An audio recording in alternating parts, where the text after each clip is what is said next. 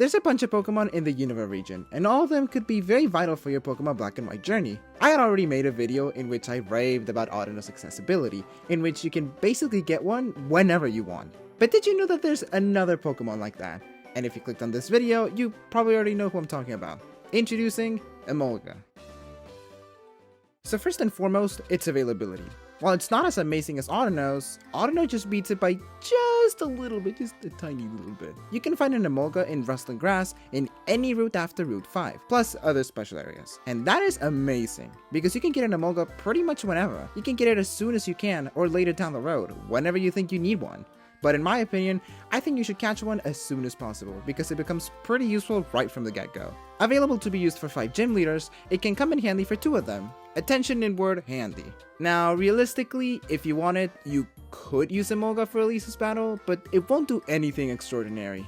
But it can resist the aerial aces from the Emolgas, and hey, you could paralyze him with static since other moves minus Volt Switch are physical. So you could use it there if you really wanted to. Personal opinion, I would bring it there. That said, the other 2 gym leaders it does really well against are Clay and Skyla. It does good against one of Clay's Pokemon, which is insane because why is it not effective with Palpitoad? The anime even shows how shit Palpitoad is against Emolgas. But hey, it will at least not get hit by the powerful bulldozers they all have. However, Emolga shines against Skyla. It does amazing against all 3 of her Pokemon, especially that Swanna. That thing will be useless once it shows up. While it may not be used for many gym leaders, if it's properly leveled up, it will shine in the Elite Four. It can take down Chantal's Jellicent pretty well, and it does a well job at resisting half of the Golok's attacks. With Grimsley, it can comfortably take down 2 of its Pokemon. Martial wise, if you want to take the risk, you can take down all of them. Just make sure you're quick and strong enough, and be careful with Sock Sturdy. And finally, it can take down the Sigilif, just be careful with the Ice Beam. And on a final note here, one last set of battles Emolga can do pretty well against is against Chance and Pheasants. You have to be pretty careful with Emolga in a lot of the battles it can shine, but it will do its job like amazingly well. Usually, I don't go too in-depth when it comes to Pokemon moves, frankly because everyone has their own strategies and moves they prefer on a Pokemon, but Emolga has some amazing moves that are too good to be ignored.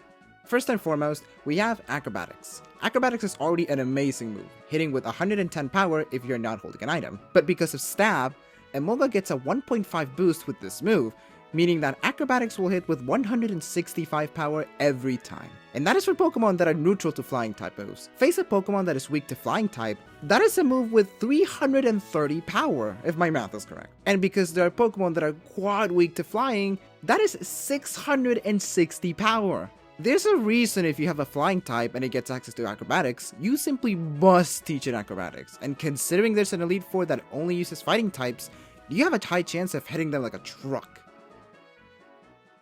Second, we have Electro Ball. While you could give your Emolga Thunderbolt and do a consistent 95 power plus stab, Electro Ball is something of a double-edged sword, but extremely useful considering Emolga's speed.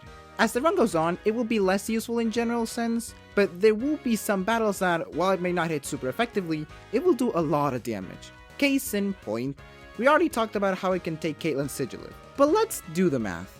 Because Emolga is at least 1 times faster, but not twice as fast as Sigilif, it hits with 60 power, times the 1.5 boost for stab, times the double boost for super effectiveness. So 60 times 1.5 times 2, that's 180 power. And that is pretty good, and it might seem like it will be the highest damage you'll do to any of her 4 Pokemon. However, she still has 2 other Pokemon, Musharna and Rhinoculus, who are stupid slow. Like, stupid slow, oh my goodness. And because Emolga's 3 times faster than them, but not 4 times faster, Electro Ball will hit with 120 power. Then multiply that to the 1.5 stat boost, and that means that Electro Ball is hitting both Pokemon with 180 power, the same amount of power that the Sigilif will be hit with. And if you're interested in the Gothitelle, Electro Ball does 60 power times the stat boost, so that is 90 power, half the damage you do with the other 3.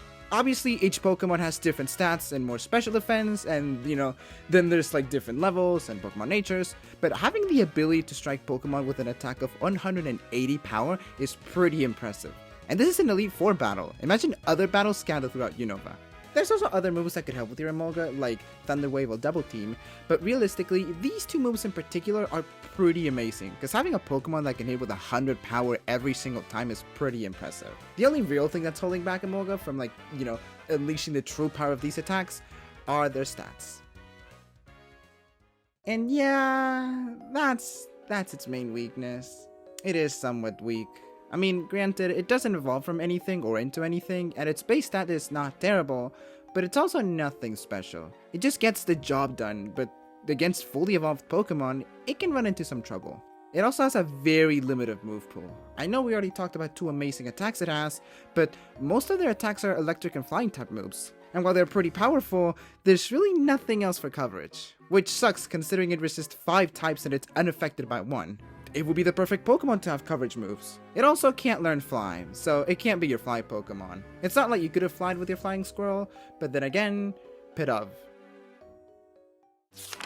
While it may seem like it has many things against it, Emolga is still a great Pokemon to have in your Unova journey. It resists many types, fantastic early on Pokemon, amazing accessibility, fantastic and powerful moves, and capable to stand its own against tough battles. Yeah, it's fragile as glass, has a very limited moveset type-wise, and could be a better Pokemon, but hey, at least it's probably one of the few usable Pikachu clones out there. So if you're in the fence on perhaps catching an Emolga for your Unova journey, this is your sign to catch one, available pretty much everywhere in Unova. Get one now!